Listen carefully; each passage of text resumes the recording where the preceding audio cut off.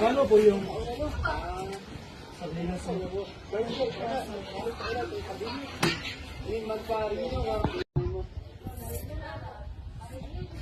Bili na lang buwan. Pain date niyo. Ilan po?